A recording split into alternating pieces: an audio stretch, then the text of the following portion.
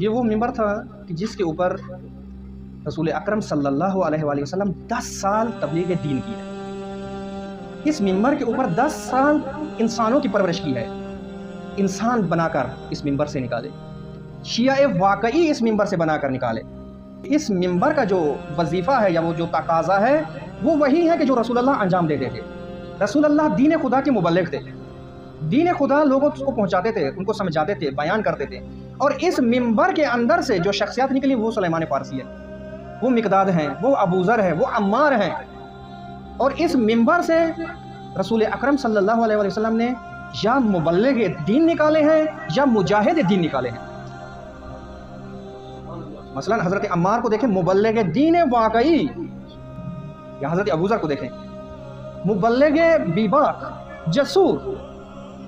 حتیٰ خلیفہ سوم کے دور میں اور جب ان کو جلا وطن کیا گیا اور باقی ان کے اوپر سختیاں کی گئی، انہوں نے اپنی تبلیغ سے 1 انچ بھی پیچھے نہ ہٹے، اور وہ غریبی کی اور وہ غربت کی شہادت ان کو ہوئی۔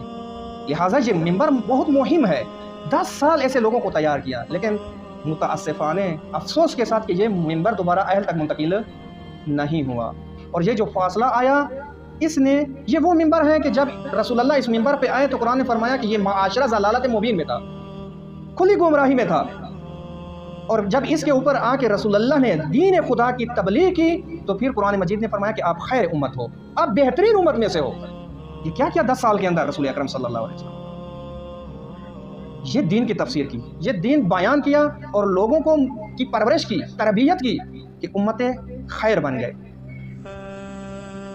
اور اتفاقاً اگر یہ وظائف ہم بھی انجام نہیں دے رہے اس منبر کے اوپر، اور اگر آج اس منبر کے تقاضے پورے نہ ہوئے، اس منبر کی ذمہ داری پوری نہ ہوئی، اس منبر کے وظائف پورے نہ ہوئے، تو پھر ہم بھی نہیں کہہ سکتے کہ ہم انہی غاصبوں میں سے نہیں ہیں۔